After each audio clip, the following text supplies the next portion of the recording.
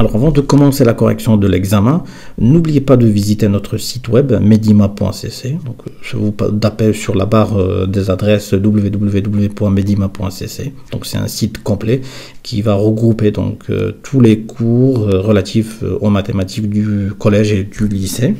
Donc comme vous le voyez, donc il y a des liens très intéressants. J'attire votre attention sur un giveaway donc, qui est lancé. N'oubliez pas de vous rendre sur le site et de cliquer sur le bouton je participe pour compléter le formulaire. Donc c'est un giveaway, donc il y a un prix, une PS5, une Xbox ou un iPad. Et on va voir si on va faire un seul prix ou deux prix ou trois prix. Vous cliquez sur je participe. C'est un bouton et vous allez tomber sur vous cliquez sur OK, donc c'est juste des cookies. Donc il y a un formulaire et il va falloir le compléter et vous participerez donc officiellement au tirage au sort de ce giveaway.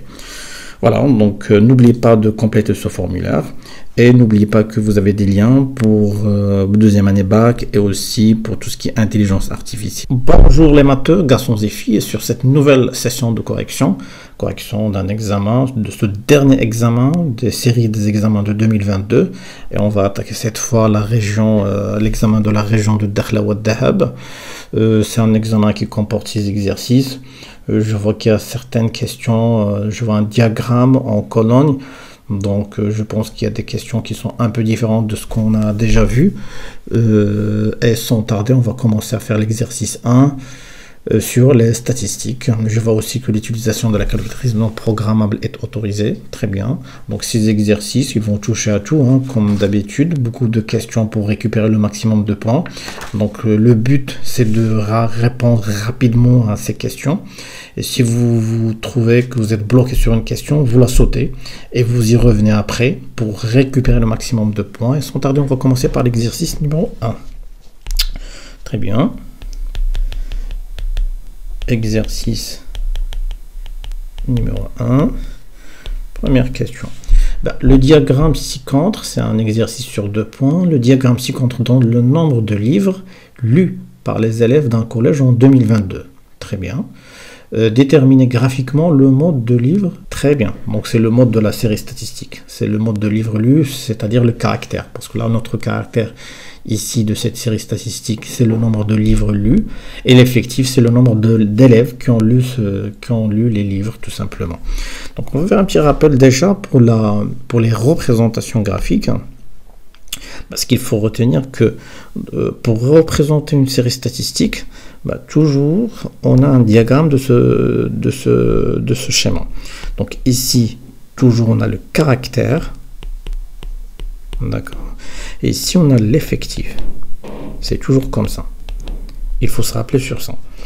Et vous avez donc les nuages ou les points que vous avez. Par exemple, vous avez un point ici, un autre point ici, un autre point ici et un autre point ici, par exemple. Donc moi, c'est juste des suppositions. Et ces points, c'est tout simplement l'intersection de la valeur du caractère par l'effectif. C'est-à-dire, ici, dans mon cas, j'ai le nombre de livres lus, c'est ici. Et ce nombre de livres lus qui est le caractère va correspondre à un certain effectif, c'est-à-dire combien d'élèves y ont lu ce nombre de livres, et ainsi de suite. Donc j'aurai donc une projection de ce point, projection de ce point et projection de ce point. D'accord. La représentation graphique, qu'on a vu dans le cours, il y en a 3 types. Je vais copier ça. Déjà, ce qu'il va falloir se rappeler, c'est qu'il y a ce qu'on appelle un diagramme. Un diagramme en ligne brisée. Parce qu'il se peut qu'il vous demande de tracer ou de représenter le diagramme de cette série statistique en ligne brisée. La ligne brisée, il suffit de recopier les lignes. C'est-à-dire vous allez mettre une ligne entre chaque point.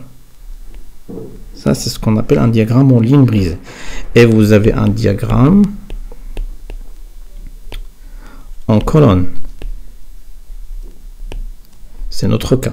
C'est-à-dire vous allez tracer une petite colonne pour chaque valeur de caractère.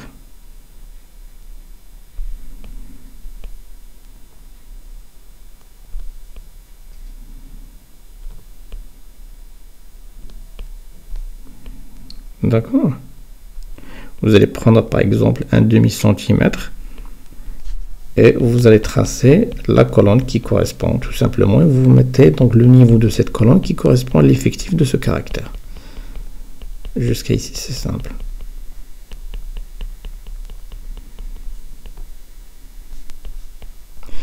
Et vous avez un diagramme en bâton. Le bâton, c'est simple. Vous allez mettre qu'une ligne droite qui va partir du point qui nous concerne jusqu'à la base du repère. Voilà. Donc ça, ces trois graphes ou ces trois diagrammes, il faut se rappeler. Parce que généralement, on se base sur ça pour vous demander de récupérer donc des informations sur cette série statistique. C'est le cas pour notre exercice. On me demande de déterminer donc le mode graphiquement. Parce que qu'est-ce que je vais chercher? Donc je vais chercher l'effectif le plus élevé. Là, l'effectif le plus élevé, c'est le nombre d'élèves le plus élevé, qui est 20.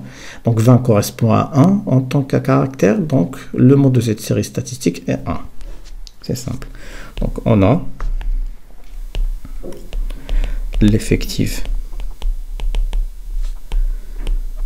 le plus grand est 20 élèves, c'est-à-dire la valeur 20, qui correspond à la valeur du caractère 1. Donc, le mode de cette série statistique est 1, tout simplement. D'accord. Et on passe à la deuxième question. Recopier et compléter le tableau statistique suivant. D'accord. Donc, complétons le tableau. Alors, qu'est-ce qu'on a? On va reprendre les informations que nous avons. On a le caractère qui est le nombre de livres lus.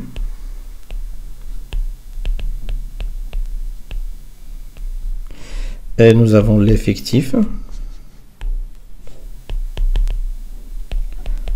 c'est-à-dire le nombre d'élèves. Et nous avons l'effectif cumulé, tout simplement.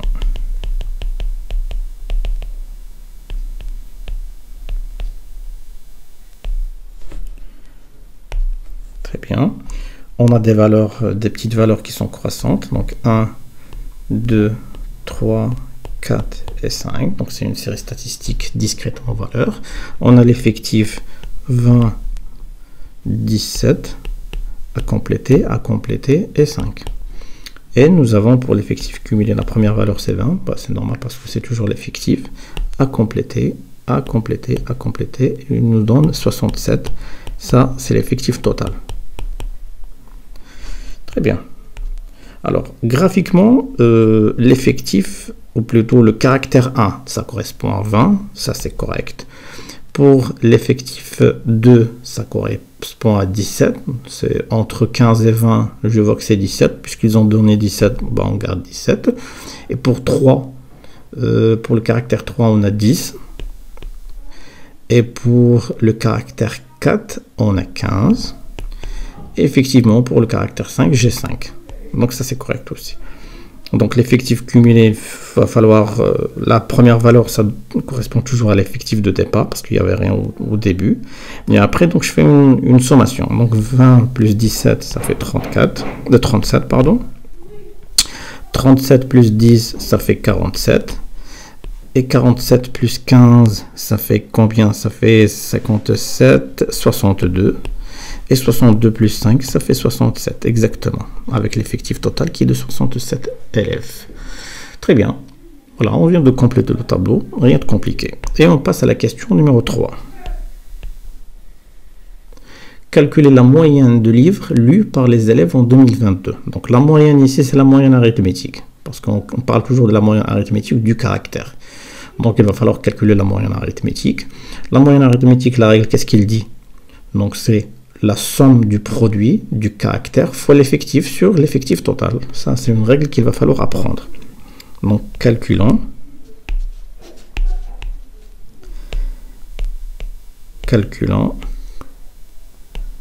la moyenne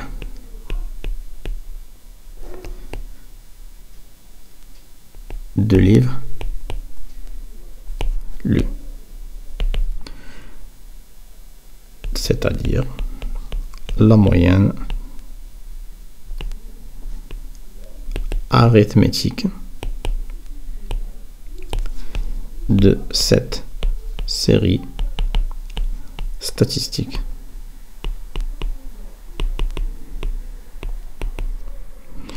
M, on a dit quoi? C'est 1 fois 20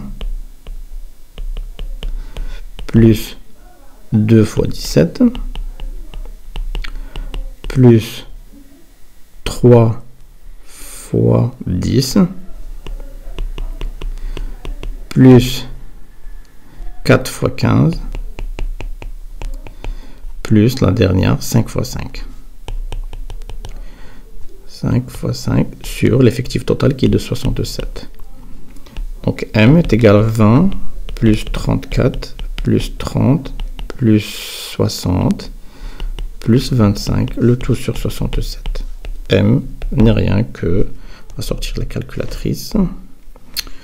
Donc on a dit 20 plus 34 plus 30 plus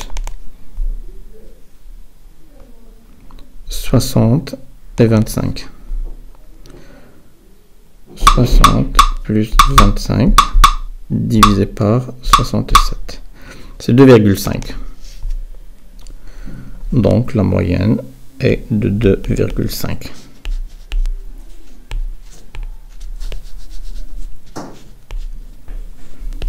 Ainsi, la moyenne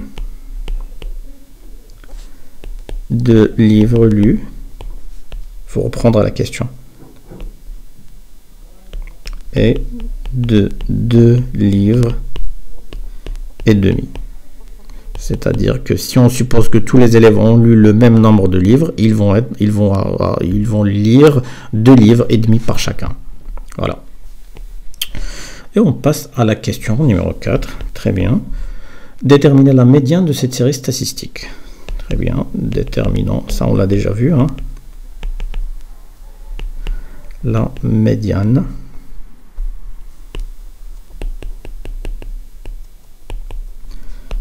de cette série statistique.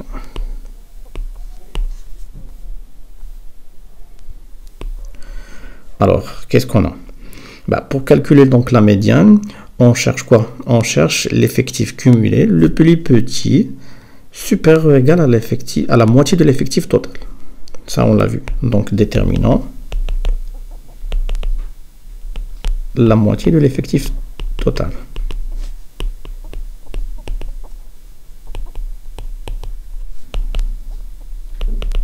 C'est simple, c'est n sur 2, c'est-à-dire 67 sur 2, c'est-à-dire 33,5. Maintenant, on va chercher donc l'effectif cumulé le plus petit, supérieur ou est égal à 33,5. Est-ce que 20 est supérieur ou est égal à 33,5? C'est inférieur, donc je ne la prends pas. 37, elle est supérieure, donc je la prends. Celle-là, je la prends, celle-là, je la prends, celle-là, je la prends. Mais par contre, est-ce que je prends celle-là, celle-là ou celle-là ou celle-là? Je vais prendre la plus petite. La plus petite, c'est celle-là. Elle correspond à quoi? Elle correspond à 17. Et 17, ça correspond à 2. Donc 2, c'est la médiane. C'est simple. On a l'effectif cumulé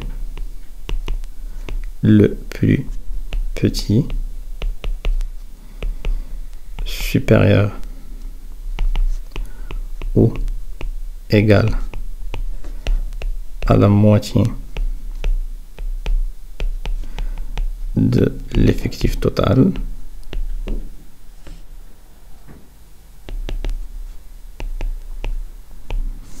et quoi? Et on a dit 37. Cet effectif cumulé correspond à la valeur du caractère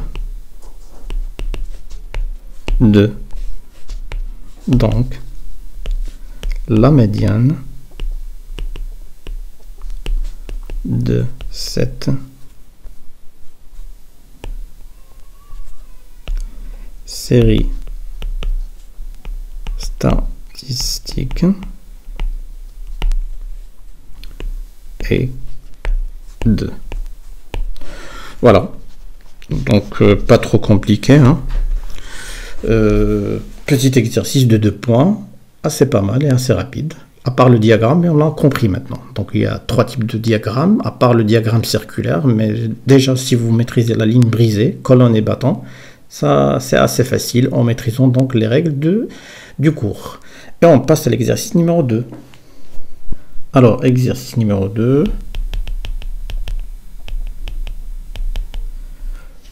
Sur 5 points, très bien. Donc c'est un ensemble d'équations, d'inéquations, un système et un petit problème. Donc 5 points à ne pas rater, s'il vous plaît. Donc première question, résolution de l'équation 5x moins 6 est égal à 2 facteurs de x moins 1. Je vais la noter équation numéro 1. Je vois que c'est une équation qui ne comporte pas de fraction, il n'y a pas d'exposant, c'est-à-dire exposant à la puissance 2 ou 3. Voilà, c'est une équation du premier ordre. J'ai quoi? Donc j'ai un facteur de 2 sur x moins 1, ce que je peux développer. Donc une fois que je développe ça, je peux mettre les inconnus d'un côté, c'est-à-dire du premier terme de l'équation, les connus d'un autre côté. Bah voilà. Donc ça va me donner 5x moins 6 c'est égal à quoi? 2 fois x, ça va donner 2x, moins 2. Je vais mettre 5x avec moins 2x, et je vais mettre moins 2 avec plus 6. Pas compliqué. Donc 5x moins 2, ça fait 3x, et 6 moins 2, ça fait 4. Donc x est égal à 4 sur 3. Ainsi, ou donc, l'équation 1, que j'ai noté 1, admet une unique solution qui est de combien? 4 sur 3, tout simplement. Et je passe à la deuxième équation, résolution de l'équation. Il s'écrit comment? X plus 2 facteur de racine de 2x moins 1 est égal à 0. Ça, on l'a vu dans le cours, hein, donc c'est un cas de figure ou un cas d'exception. C'est pas une exception, c'est un cas de figure qu'on a vu dans le cours. Si on a un produit comme tel, bah, cela signifie quoi? Signifie que ce premier terme soit égal à 0, soit ce terme est égal à 0, ou les deux est égal à 0. Donc il suffit qu'un seul des deux termes est égal à 0 pour que le produit soit égal à 0. Donc ceci nous permet de dire quoi? Que x plus 2 est égal à 0, ou racine de 2x moins 1 est égal à 0. Donc l'une des deux solutions peut annuler l'équation. Et je peux continuer, donc je peux dire que x ici est égal à moins 2, ou racine de 2x est égal à 1. C'est-à-dire que x est égal à 1 sur racine de 2. Et pour simplifier cette expression, pour ne pas garder la racine sur le dénominateur, donc je multiplie par racine de 2 en haut et en bas. Et racine de 2 sur racine de 2 à la puissance 2, ce n'est que racine de 2 sur 2. Voilà, donc il y a deux solutions, c'est x est égal à moins 2 ou x est égal à racine de 2 sur 2. Donc, l'équation 2 admet deux solutions, lesquelles moins 2 et racine de 2 sur 2. Voilà. On passe à la deuxième question. C'est une inéquation. Résolution de l'inéquation.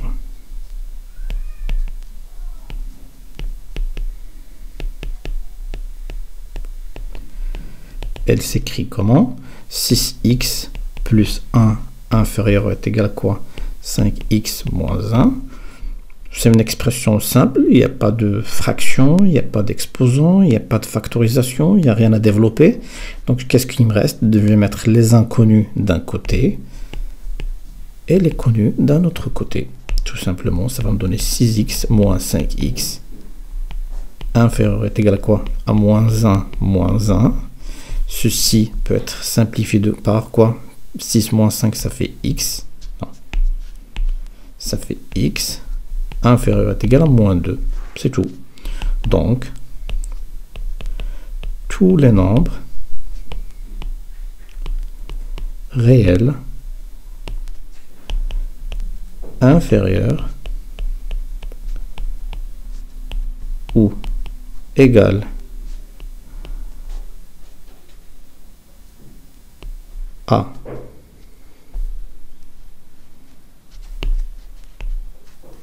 moins 2 sans solution de cette inéquation.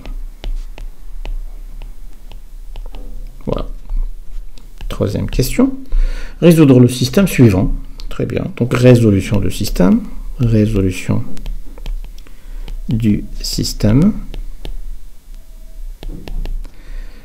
X plus y est égal à 40. 5x plus 6y est égal à 210. On va le noter système S, parce qu'on aura besoin dans le problème, ça c'est sûr et certain. On sait dans le cours qu'on peut résoudre un système par deux méthodologies, la méthode graphique et la méthode algébrique. Et dans la méthode algébrique, j'en ai deux. J'ai la combinaison linéaire et j'ai la substitution.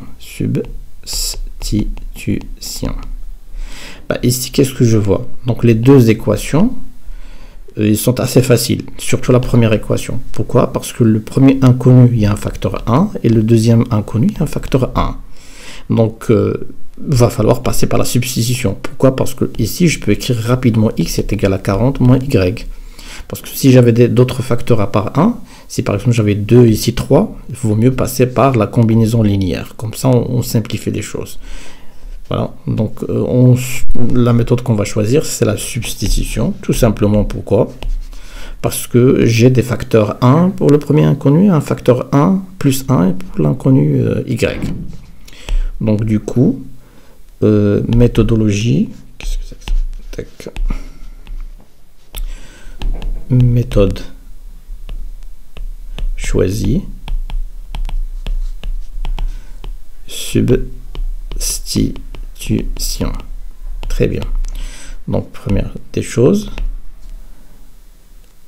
on a x plus y est égal à combien? 40, c'est ça? Ouais, 40. Donc, x est égal à 40 moins y. C'est rapide. Remplaçant ou substituant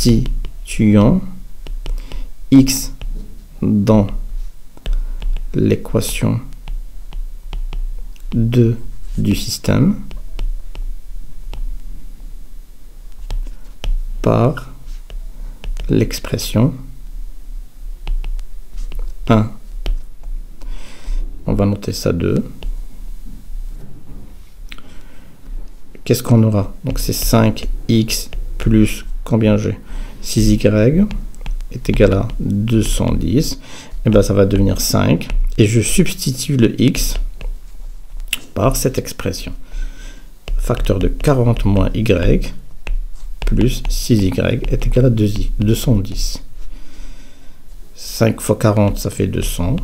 Moins 5y plus 6y est égal à 210. qui donne Y est égal à 210 moins 200. Donc Y est égal à 10. Remplaçons la valeur Y dans l'équation 1. Et bien si on remplace ça dans 1, X est égal à quoi? C'est 40 moins Y, ça veut dire 40 moins 10, donc X est égal à 30. Ainsi,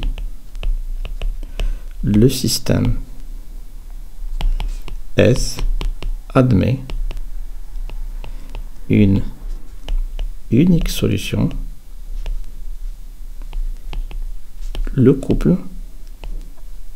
Quel couple? XY, ça veut dire 30, 10. Voilà. On vient de résoudre le système. Quatrième question. Dans une usine, un ouvrier gagne 50 dirhams pour chaque heure de travail. La journée est de 60 dirhams pour chaque heure de travail la nuit. Très bien, sachant qu'il a gagné 2100 dirhams pour 40 heures de travail, déterminer le nombre d'heures de travail pendant la journée et le nombre d'heures de travail pendant la nuit. Ça c'est simple, extrêmement simple. Il faut toujours se référer donc au système. Donc ça c'est votre droit en fin de compte. Très bien, donc résolution du problème. On a un certain nombre d'étapes qu'il va falloir écrire, soit dans le brouillon, soit dans la réponse, dans la feuille de réponse. Moi, je préfère de le mettre dans la feuille de réponse. Donc, la première étape, c'est le choix des inconnus. Et le choix des inconnus, c'est tout simplement la question du problème. Donc, si on vous demande de déterminer le nombre d'étapes, bah, c'est le nombre que vous allez mettre. X est égal au nombre de tel tel, Y, vous allez mettre le nombre de tel tel. Deuxième étape, c'est la mise en système. La mise en système. Et bien, la mise en système, c'est simple. C'est toujours l'énoncé de votre problème. La première phrase, vous allez la traduire en équation. Et la deuxième phrase du problème, vous allez la traduire en deuxième équation. Et vous aurez votre système. Troisième étape, c'est la résolution du système. Et bien, la résolution du système, c'est toujours la question qui précède le problème.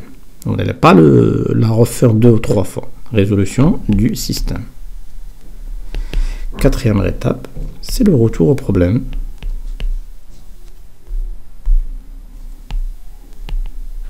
Pourquoi retour au problème? Tout simplement pour vérification et réponse aux questions.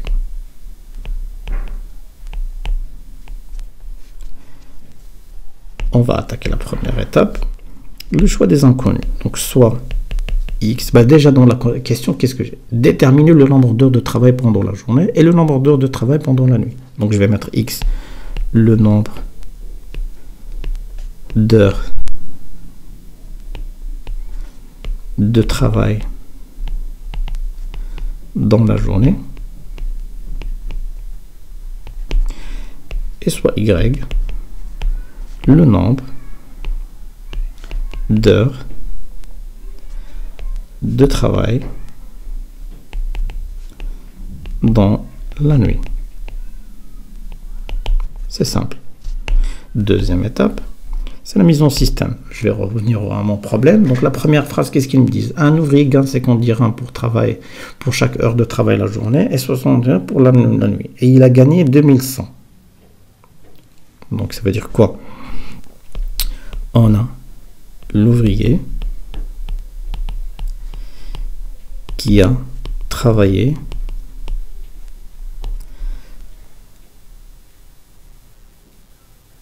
qu'il a gagné plutôt, qui gagne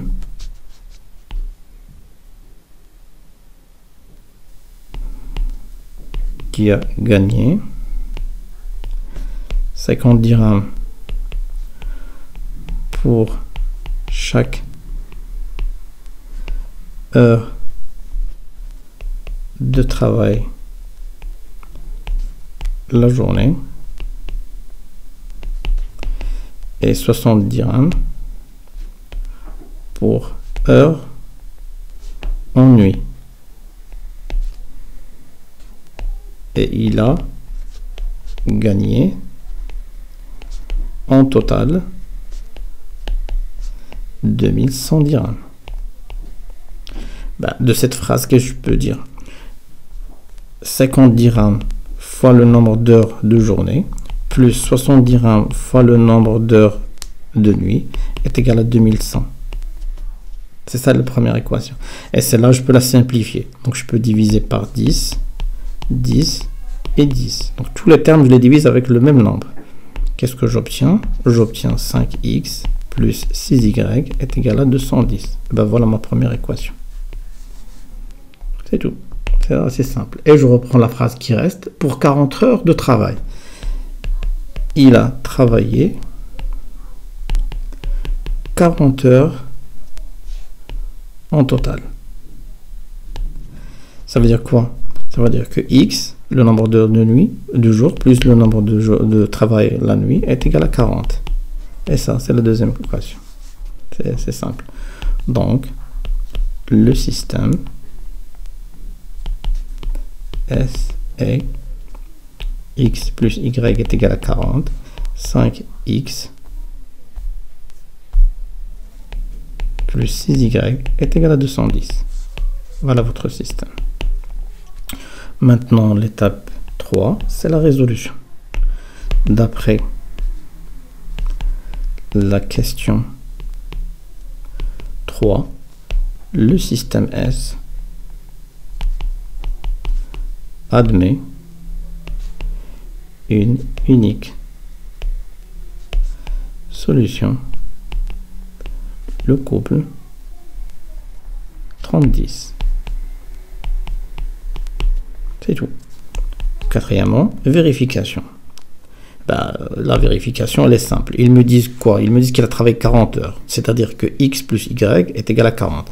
Effectivement, 30 heures de jour plus 10 heures de nuit, ça est égal à 40. La première équation, il est vérifiée.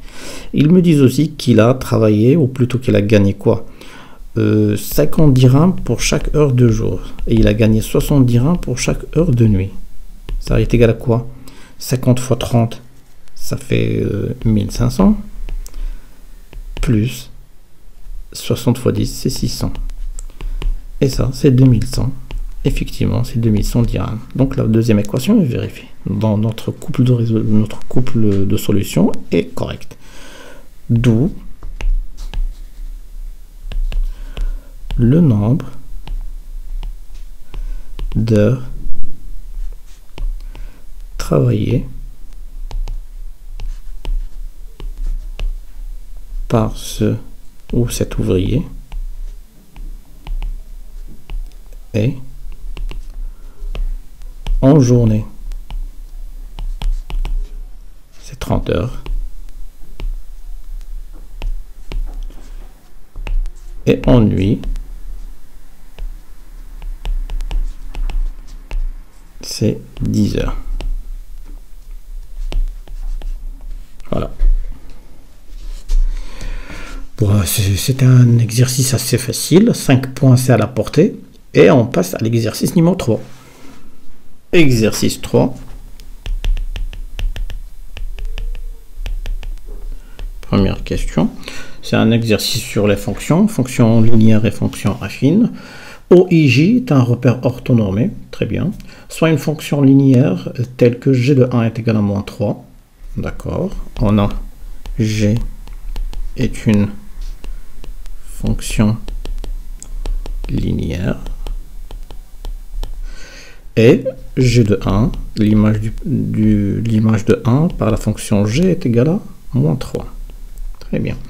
Montrer que g de x est égal à moins 3 x. Donc, petit a, c'est simple. On a quoi? On a g est une fonction linéaire qui s'écrit comment? Qui s'écrit g de x est égal à ax avec a un nombre réel à déterminer. Et c'est aussi donc le coefficient de la fonction g. D'où, ça on l'a vu dans le cours, hein, d'où le coefficient a est égal à quoi? Est égal à g de x sur x. Or, on a quoi? On a g de 1 qui est égal à moins 3. Et bien, on va remplacer. Donc, a est égal à g de 1 sur 1. G de 1, c'est moins 3 sur 1. Donc, a est égal à moins 3.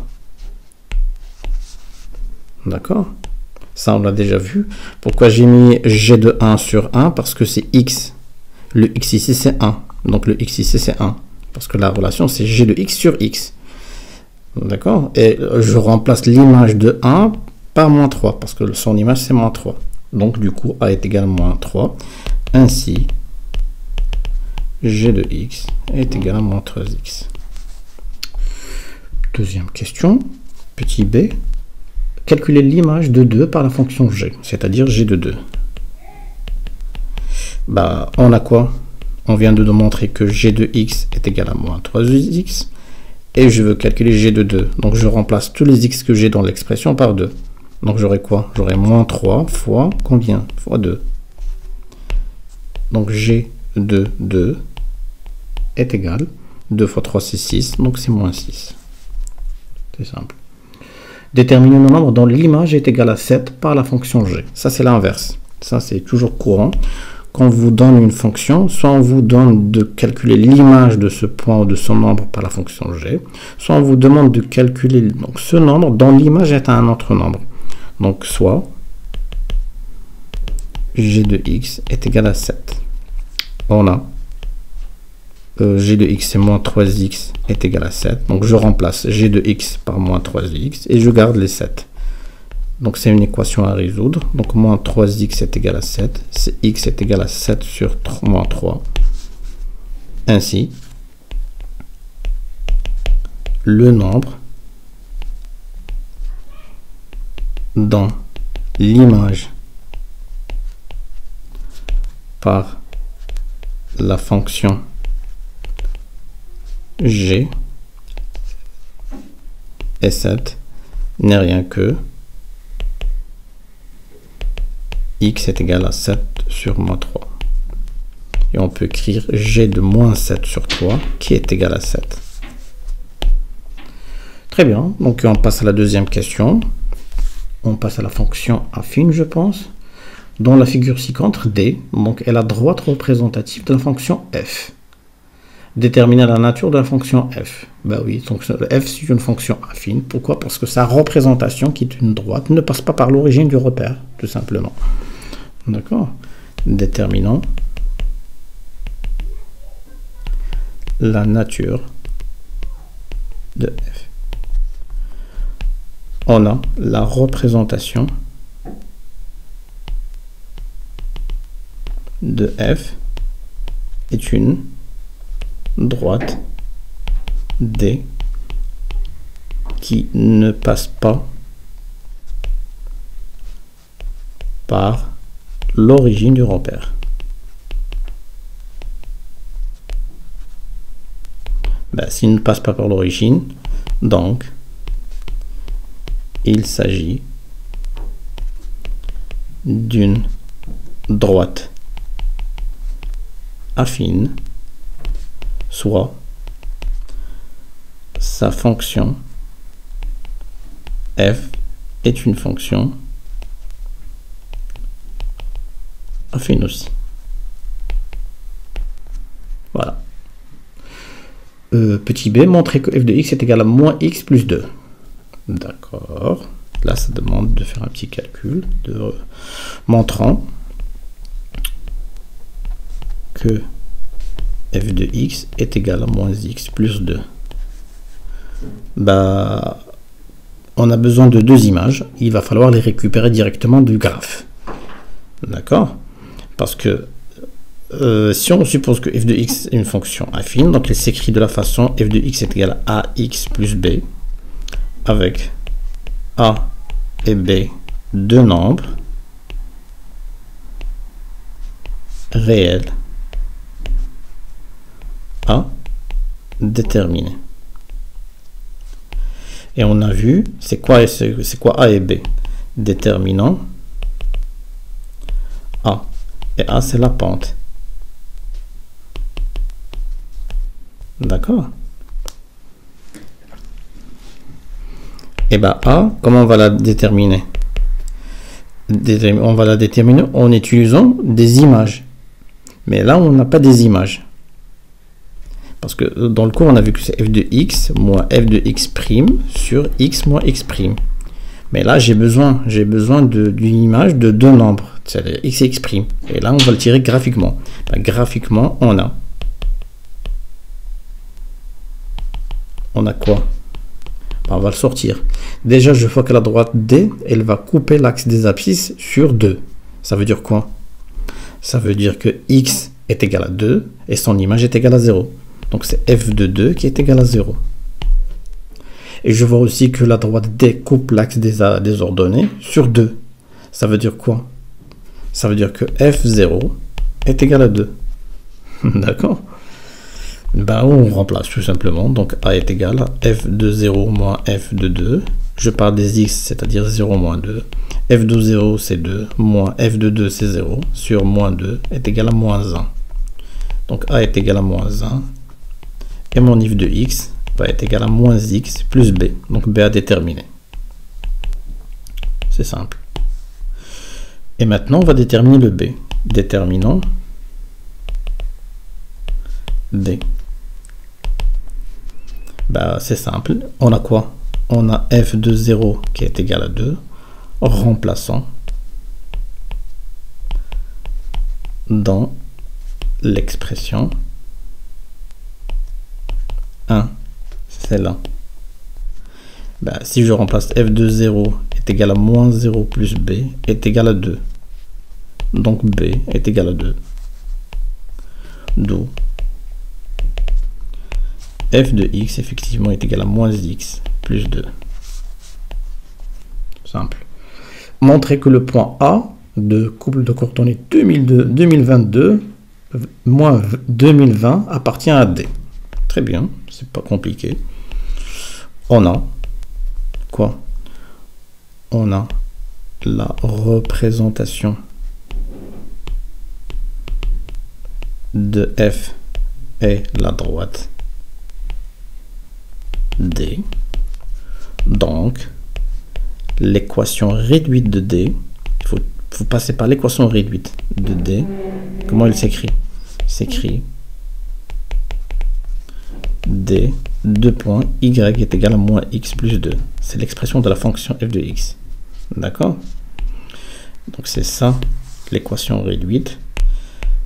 Ainsi, si A appartient à D, alors xa, ya vérifie l'équation de D. Et on va le vérifier ensemble. On va prendre y est égal à moins xa plus 2 est égal à moins xa. C'est combien? C'est 2022. Plus 2 est égal à quoi? Est égal à moins 2020. Et moins 2020, c'est ya. D'où, effectivement, A appartient à D. C'est réglé. Voilà, c'est un exercice assez pas mal, aussi 4 points. Jusqu'à maintenant, 11 points, c'est à la portée. Donc, si vous avez bien fait les examens de 2023-2022, vous les faites tous. Hein, vous les faites tous. Vous avez la chaîne, vous avez tous les examens. Vous avez toujours le temps. Vous passez sur tous les examens. C'est des questions qui se répètent, Et une fois que vous allez comprendre comment ça fonctionne, vous n'allez plus rater des questions et des points comme ça bêtement. Et on passe à l'exercice numéro 4. Exercice 4.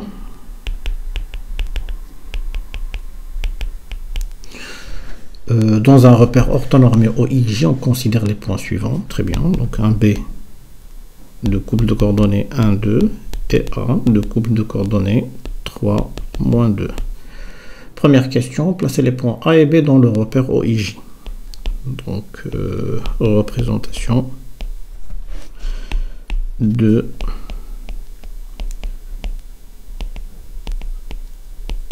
A et B. Très bien, donc on va tracer tout ça donc dans un repère orthonormé. On va sortir la règle. L'axe des ordonnées. l'axe des abscisses. Très bien. X, Y, l'origine du repère O, le point I de couple de coordonnées 1, 0 et le point J de couple de coordonnées 0, 1. On va prendre une échelle. 1 cm, 1 cm. Très bien. Le premier point est de coordonnées 3, -2, c'est-à-dire 3 unités. 1, 2, 3 et moins 2. -1, -2. L'intersection, c'est ici. Ça, c'est le point A. Et le point B, 1, 2. Donc, une seule unité et 2 unités sur l'axe des ordonnées. C'est ici. Ça, c'est le point B. Voilà. On peut même tracer donc le segment, si on veut, pour voir si ça coupe l'axe des abscisses. Ben oui, sur quel point? Le point 2. C'est ce qui me paraît logique.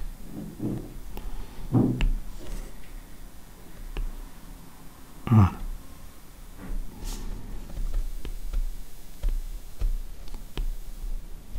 Très bien. On continue. Déterminer les coordonnées du vecteur AB. Demi-point. D'accord. De coordonnées du vecteur AB. Bah, AB, on l'a vu dans le cours. Hein. C'est XB moins XA. YB moins YA. Pourquoi? Tout simplement parce que A, c'est l'origine du vecteur AB et B, c'est l'extrémité du vecteur AB. Et on fait toujours l'extrémité moins l'origine, l'extrémité moins l'origine. Donc le vecteur AB, c'est XB, on a dit combien? XB, c'est 1, moins XA, 3, YB, 2, moins YA, moins, ça fait plus 2. Donc le vecteur AB, c'est rien que moins 2, 4. Voilà. Très facile à ne pas rater. Et on passe à la question numéro 3. Déterminer les coordonnées du point K, le milieu du segment AB. Troisième question. Milieu du segment AB, le point K. Bah, le point K, on l'a vu. Hein. Donc, le milieu, c'est quoi? Puisqu'on parle du segment AB, donc le point A et le point B. Donc, c'est XA plus XB sur 2. C'est la moitié. De même pour YA plus YB sur 2. Et en calculant tout ça, qu'est-ce qu'on obtient? Un K qui est de XA plus XB, 1 plus 3 sur 2. Et YA, 2 moins 2 sur 2. Donc, K, c'est 4 sur 2, ça fait 2, et 0. Voilà. Donc le point K est de couple de coordonnées de 0. Exactement, c'est ce qu'on a vu dans le schéma ici. Donc ça, c'est le point K. On va le mettre en vert. Hein. K, là. Le point K, ici. Voilà. Très bien. Et on continue. Quatrième question avec un point. Montrer que l'équation réduite de la droite AB et Y est égale à moins 2x plus 4. Très bien, ça on l'a vu déjà. Montrant que l'équation réduite Y est égal à moins 2x plus 4 est l'équation de AB. L'équation de la droite AB.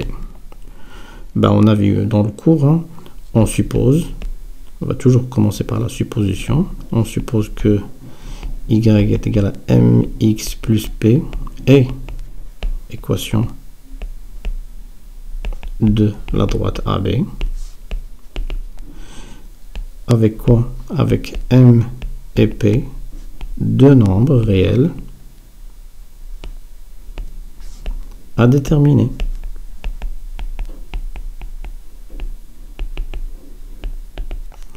On va commencer par le premier, donc déterminant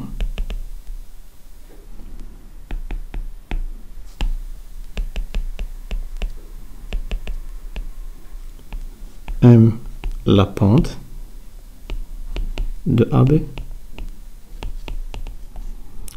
Et la pente M est égale à quoi? Puisqu'on parle de la droite AB, on va utiliser les points A et B. Donc YB moins YA sur XB moins XA. Vous allez me dire, oui, pourquoi vous avez commencé par B, pourquoi pas par A? Bah, c'est la même chose. YA moins YB.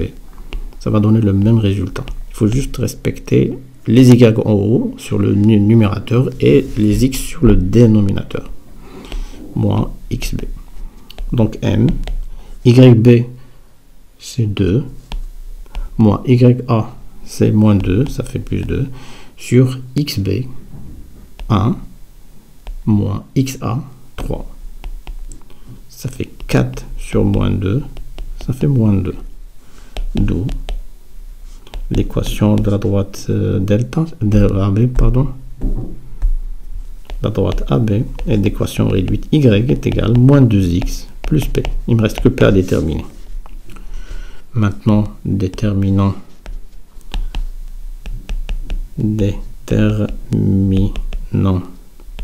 P, l'ordonnée à l'origine. Ben, on va remplacer. On a le point A par exemple, on va prendre A, 3 moins 2, qui appartient à AB. Ben, on va remplacer. En remplaçant XA, YA, le couple dans l'équation 1, c'est là. Qu'est-ce qu'on obtient? YA est égal à moins 2XA plus P est égal à moins 2 fois 3 plus P. Et ça, c'est P est égal à moins 2 plus 6 est égal à 4. D'où la droite AB est d'équation réduite moins 2x plus 4. Voilà.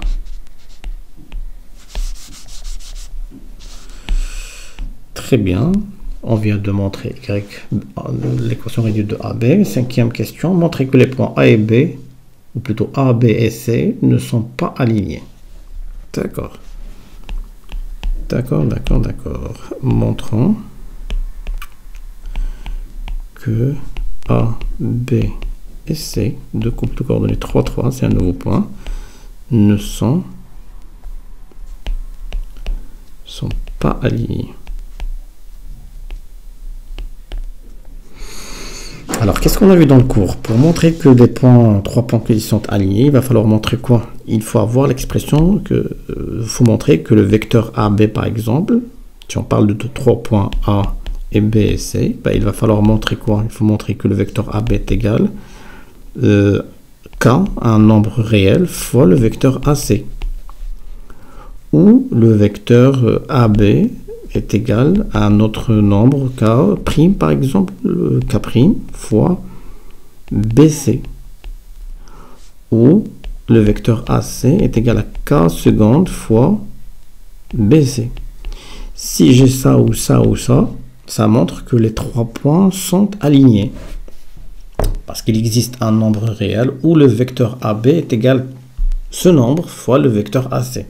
Donc on a déjà calculé le vecteur AB. Il suffit de calculer le vecteur AC, le vecteur BC, faire une comparaison. Si on arrive à trouver un nombre réel qui satisfait l'une de ces 3 propriétés, on va dire que les deux vecteurs sont collinéaires et les points sont alignés. Si on ne l'a pas, donc on peut dire qu'ils ne sont pas alignés, tout simplement. D'accord? Donc on a le vecteur AB qu'on a calculé tout à l'heure, c'est combien? C'était moins 2, 4. Moins 2, 4.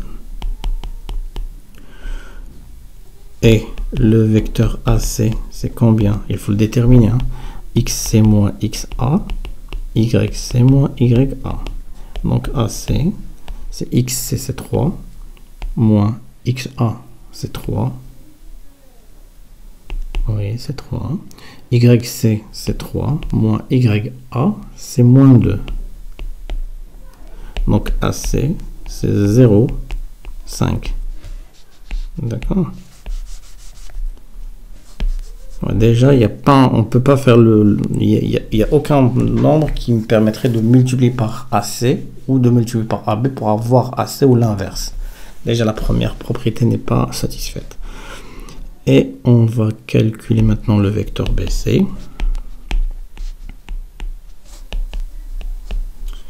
C'est quoi? C'est XC moins XB, YC moins YB. XC c'est 3, moins XB c'est 1, YC c'est 3, moins YB c'est 2. Donc BC, c'est 3 moins 1, ça fait 2, et 3 moins 2, ça fait 1.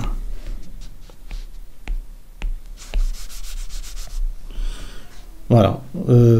Et s'il existe un nombre où je peux multiplier BC, ou je dois le multiplier par AC d'avoir AB, ou vice versa, ben non. Parce que j'ai déjà un 0. Non, non. Il n'y a aucun facteur qui me permettrait de satisfaire cette équation. Il n'y a pas un facteur en commun entre moins 2, 0 et 2, 4, 5 et 1. Donc du coup, on va dire il n'existe pas.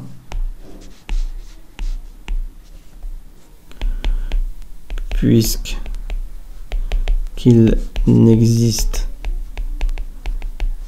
pas un nombre réel qui permet d'écrire AB est égal K fois AC, ou AB est égal à K fois BC, ou AC est égal à K fois BC. Il n'existe pas un nombre réel qui permet un nombre K réel qui permet d'écrire ça et ça et ça. On conclut que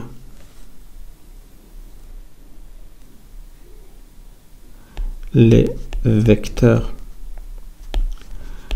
AB, AC et BC ne sont pas collinéaires,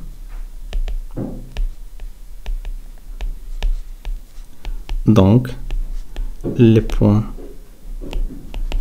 A, B et C 3, 3 ne sont pas alignés.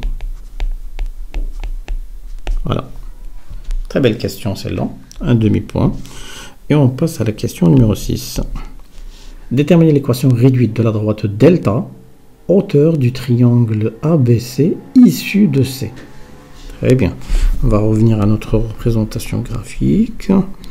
On trace le point C1. Donc c'est 3, 3. C'est quelque part ici. Je vois déjà que le vecteur A, B, C, AC ne sont pas collinéaires. Donc c'est très bien. Et je continue. Ils disent le triangle ABC. Donc voilà le triangle ABC. Je vois un angle rectangle en B. Mais bon. Très bien. C'est sûrement c'est un angle rectangle. On va vérifier. Très très bien. Il me demande la droite delta, hauteur du triangle ABC, issue de C. Donc déjà, la hauteur d'un triangle, donc elle va passer par le sommet. Donc ce sommet, il va falloir faire une projection orthogonale sur le droit, sur le côté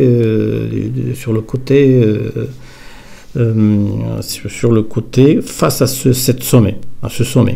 Là, on parle du sommet C parce qu'ils me disent issu de C. Yani kharj min C. La droite delta, plutôt la hauteur, min C. Donc, on va faire la projection du point C sur le côté AB.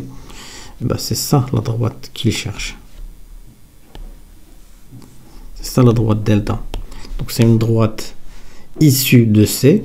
Il doit être perpendiculaire au segment AB. C'est le cas parce que c'est un triangle rectangle. Donc il me demande quoi? L'équation réduite. Bah, l'équation réduite, c'est simple, puisque j'ai l'équation réduite de AB, et puisque AB doit être perpendiculaire à delta, donc je vais tirer donc la pente, sachant que le produit des deux pentes est égal à -1. Et une fois que j'aurai la pente, je peux calculer donc le P en utilisant les coordonnées du point C, parce qu'ils me disent issu de C. D'accord? Très bien, et on continue. Très bel exercice. Déterminant l'équation réduite de delta hauteur du triangle ABC issu de C. On a delta et passant par C et perpendiculaire à AB. C'est la phrase clé.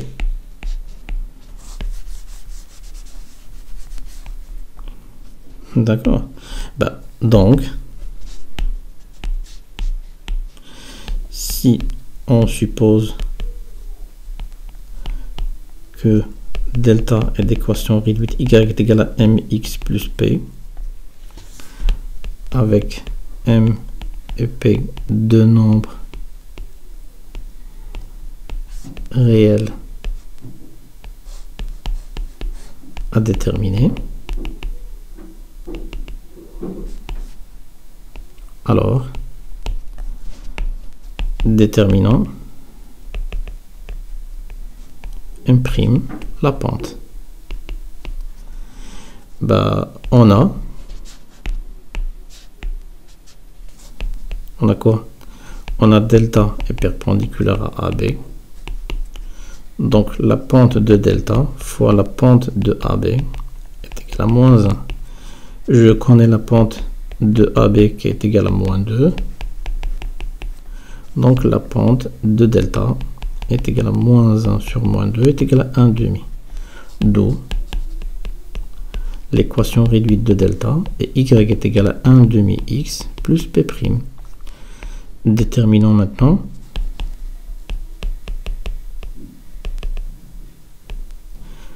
p', l'ordonnée à l'origine.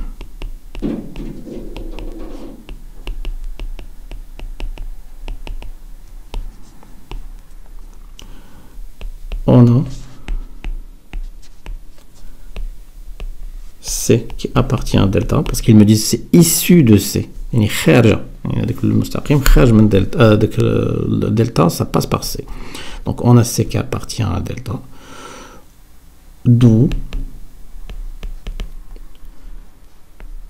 quoi? D'où YC est égal à 1 sur 2 XC plus P'. Donc le couple de coordonnées de C va vérifier l'équation réduite de delta, tout simplement. Bah, on va remplacer YC, c'est 3, est égal à XC fois 1/2, c'est 3 sur 2, plus P'. Et bien P' est égal à 3 moins 3 sur 2, est égal à 6 moins 3, ça fait combien? Ça fait 3 sur 2. D'où l'équation réduite de delta et y est égal à 1/2 x plus 3 sur 2.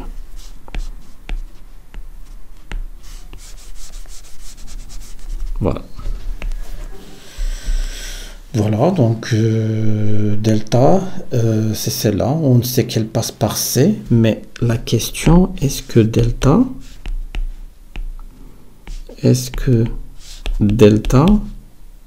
est la droite BC? On a vérifié que C appartient à delta, mais pour être sûr que ce soit BC, on va remplacer. Remplaçons YB est égal à 1/2 XB plus 3/2. Si ça le vérifie, donc vraiment B appartient à delta et delta n'est rien que BC. Donc 1/2 XB, c'est combien XB? C'est 1. Plus 3 sur 2. Exactement, c'est 4 sur 2 est égal à 2. Et 2, c'est vraiment YB. Donc B appartient aussi à delta.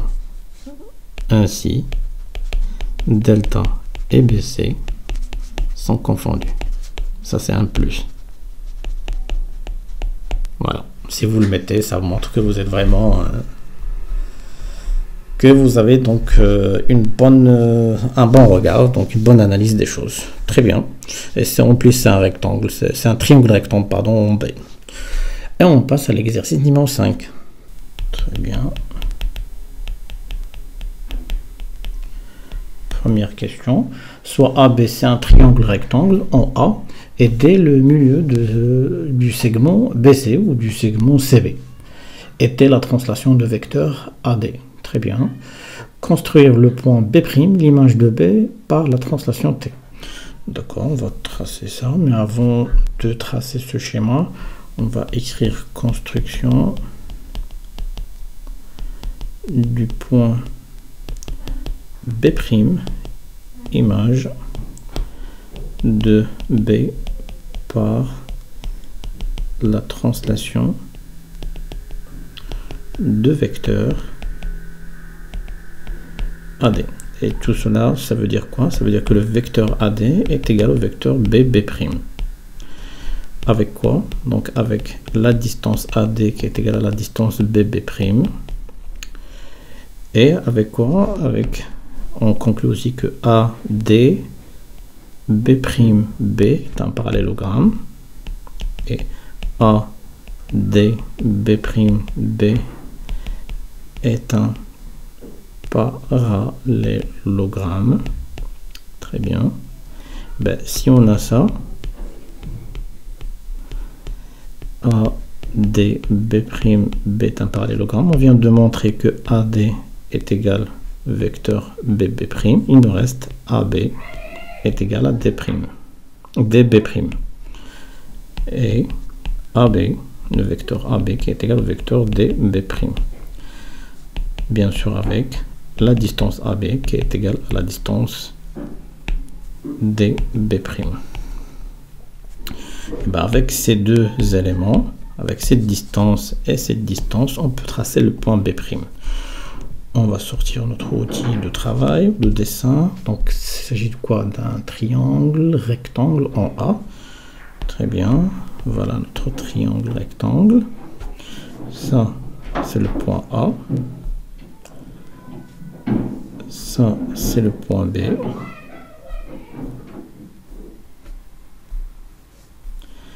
ça, c'est le point C. On a quoi aussi? Dès le milieu du segment BC ou du segment CD. Donc c'est une médiane. Voilà la médiane. On va la noter point. C'est le point D. Voilà. Très bien.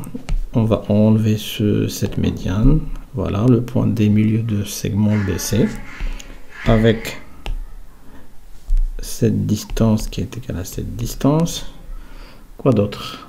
Tel vecteur de translation AD. On va tracer aussi le segment avec une autre couleur, le segment AD. D'accord. On a le vecteur AD qui est égal le vecteur BB'. Donc la distance AD est égale à la distance BB'. Et nous avons le vecteur AB qui est égal le vecteur DB'. Donc la distance AB qui est égale à la distance DB. Voilà, de 1 et 2 on peut tracer. On va sortir notre compas. On va mesurer la distance AD. Voilà la distance AD. Je verrouille. Je trace la distance BB'. Très bien. Je mesure la distance AB qui doit être mesurable à DB'. Très bien. Voilà notre point B'.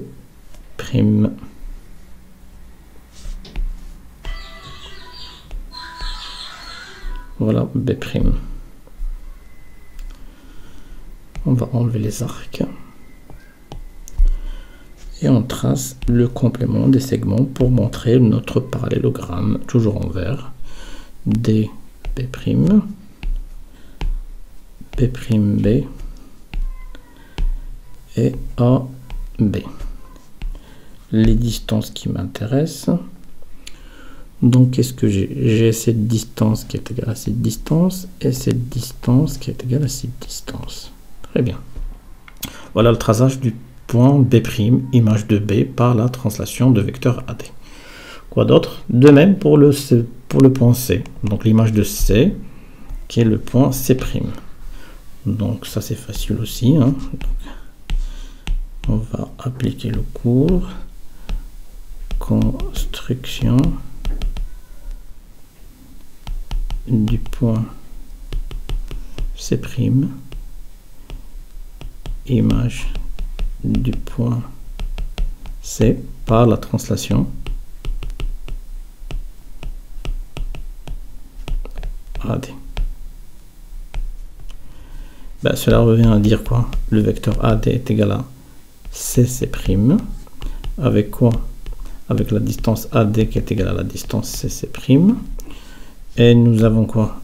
AD, C', c'est un parallélogramme. Et on a AD, C', C est un parallélogramme.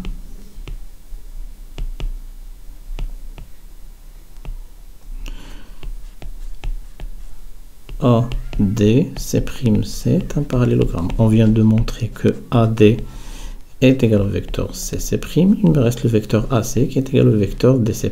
On peut l'écrire aussi. Donc AC qui est égal au vecteur DC'. Bien sûr avec les distances AC qui est égal à la distance DC'. Voilà. Et en se basant sur ça et sur ça, on peut tracer notre point C'. On va l'écrire aussi, hein. Crayon. On va l'écrire avec une autre couleur, avec du bleu cette fois. Donc qu'est-ce qu'on a? Donc on a le vecteur AC qui est égal à AD.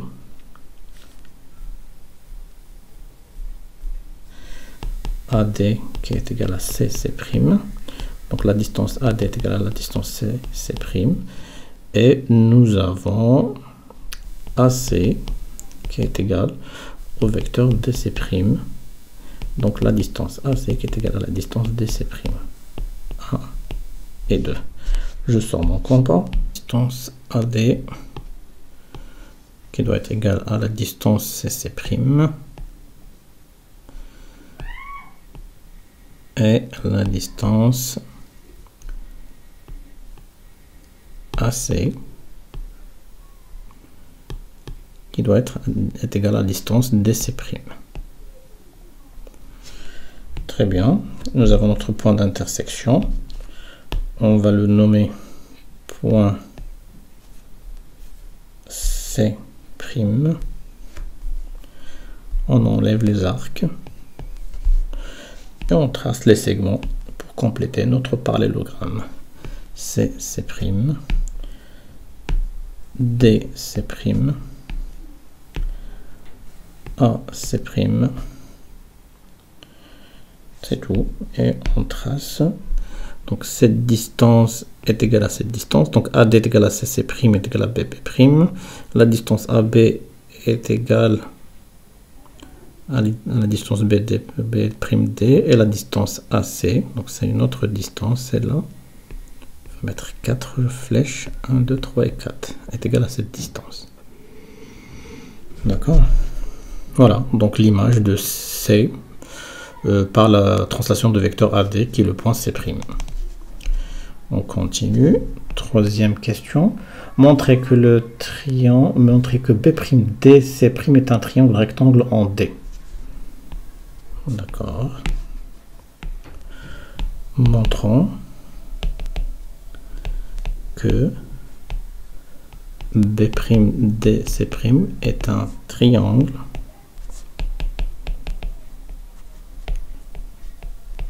rectangle en D.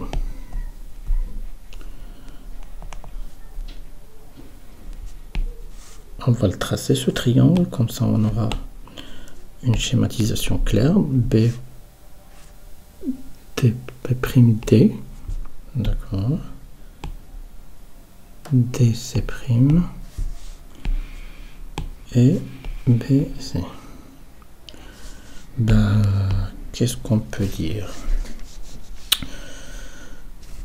Rectangle en D. Ben, il l'est, hein, parce que c'est l'image d'un triangle qui est rectangle en A. Tout simplement, on a l'image de A, c'est B, c'est D, l'image de C, c'est C', et l'image de B, c'est B'. Et puisque la translation conserve les distances et la mesure des angles, donc l'image d'un triangle rectangle est un triangle rectangle. Voilà, et donc c'est un triangle rectangle en D, tout simplement. C'est pas compliqué cette question. Très bien, on va écrire tout ça. On a l'image des points suivants. C'est quoi? Donc l'image de A est le point D, l'image du point B est l'image B', et l'image de C, l'image C'. Sachant que la translation conserve, ça on l'a vu dans le cours, hein, conserve les distances et la mesure des angles, alors l'image d'un triangle rectangle est un triangle rectangle de même mesure. Ainsi,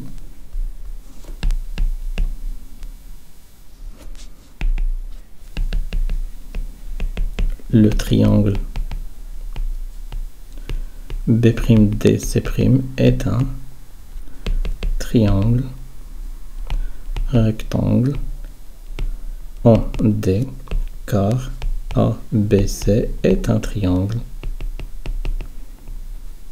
rectangle en A. Voilà, pas compliqué. Voilà, donc c'était l'exercice 5 et on passe à l'exercice numéro 6. Exercice numéro 6. C'est de la géométrie dans l'espace. Donc A, B, C, D, E, F, G, H est un cube de côté AB, est égal à 6 cm. Très bien. Donc on va tracer ça. Voilà. Donc ça c'est notre cube. A, B, C, D, E, F, G et H. C'est ça? D'accord. De côté AB est égal à 6 cm. Ce qui est bien, c'est que toutes les arêtes sont de même distance. Ils mesurent la même distance, c'est 6 cm. Montrer que CH est de 6 racines de 2. CH, c'est ça. Très bien. Bah, pour montrer que CH est égal à 6 racines de 2, qu'est-ce qu'on a? On a dans ce rectangle le rectangle DCGH. On me demande de mesurer la distance CH. Et ben, comme si j'ai le carré AB, CD et on me demande de calculer AC. J'en ai qu'à prendre le triangle ABC et dire en appliquant le théorème de Pythagore et calculer AC. C'est la même chose, c'est que juste les notations qui changent. Donc on va prendre par exemple dans le carré DCGH, le triangle DCH. on va dire qu'il est rectangle en D, et on applique le théorème de Pythagore tout simplement. Donc on a DCGH est un carré et le triangle DCH est rectangle en D en appliquant le théorème de Pythagore.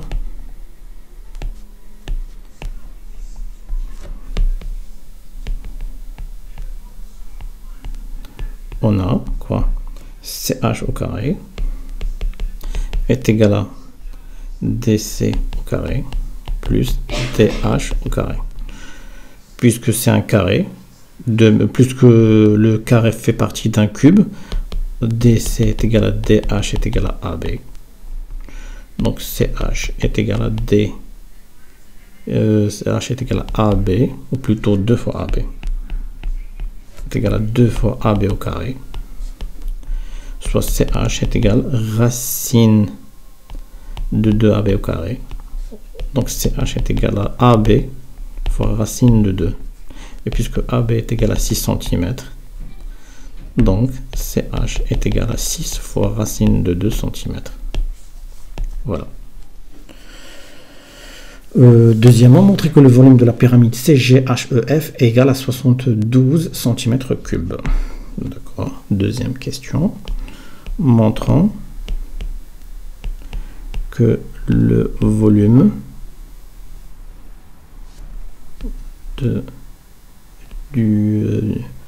de la pyramide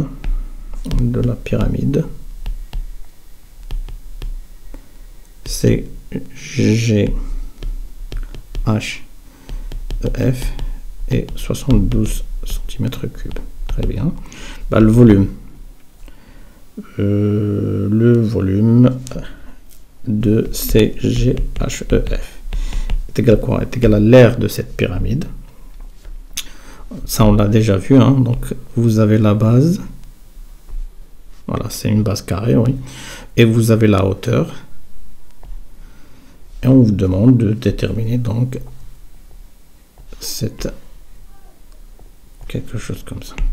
Ça, c'est C. Et ça, c'est E, F, G et H.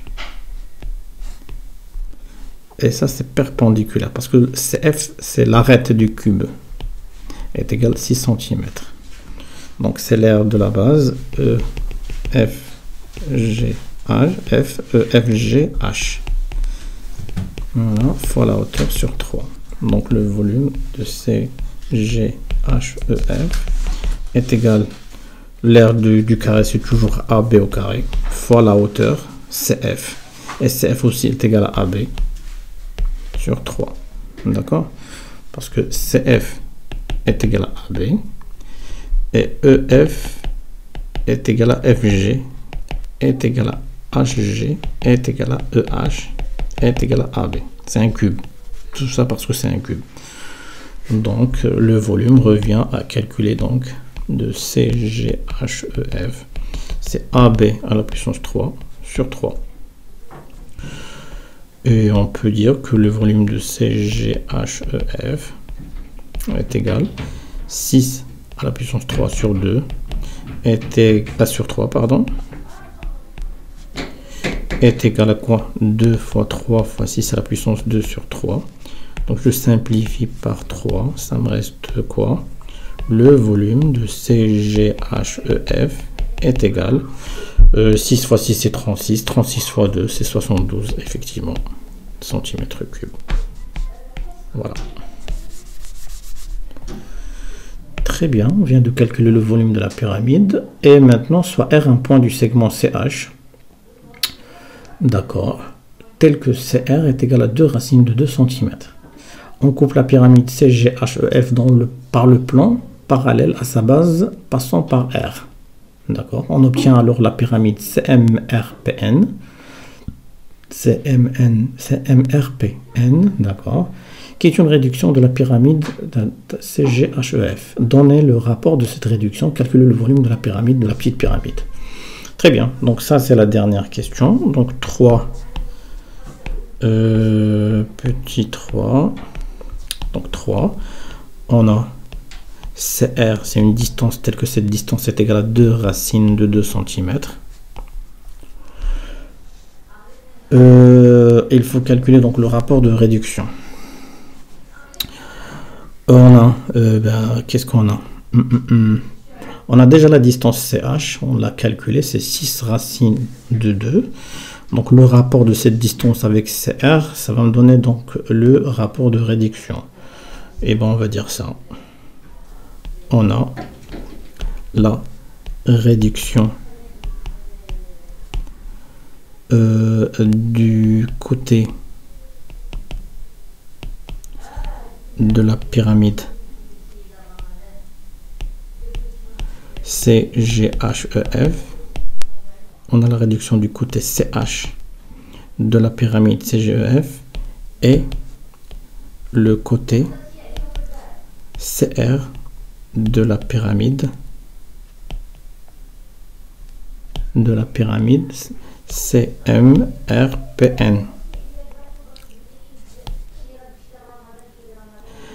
De la pyramide CMPRPN.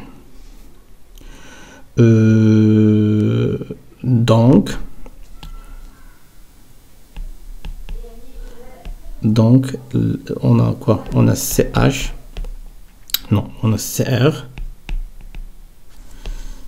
sur CH est égal le coefficient de réduction porté à la puissance 1 parce qu'on travaille avec des distances. Donc K est égal à quoi? CR c'est 2 racines de 2 et CH c'est 6 racines de 2. Donc je simplifie 2 racines de 2 avec 5 racines de 2 et 2 avec 2 ça me reste 1 sur 3. Est égal à 1 sur 3. Donc le rapport de réduction est K est égal à 1 sur 3.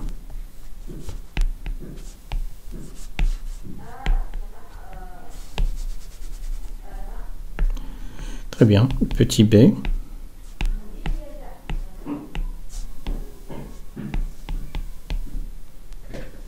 Calculer le volume de la pyramide CMNPR. Très bien. Calculons le volume de la petite pyramide.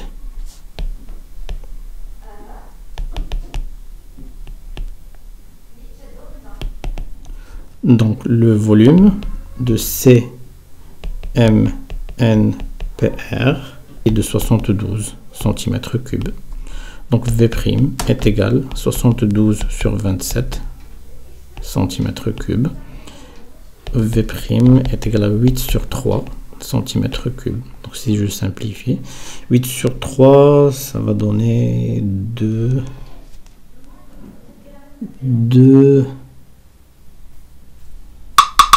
8 divisé par 3, 2,66. Donc le volume de cette pyramide CMNPR est égal à 2,67 cm3. Voilà. Voilà, donc c'était un très joli exercice aussi, donc pas de questions trop compliquées, c'est juste une application des règles qu'on a vues dans le cours. Hein. Même pour la translation, c'était assez facile. Je pense qu'avoir 20 sur cet examen, c'est accessible. Vraiment très accessible. Et même, il n'y a pas beaucoup de questions.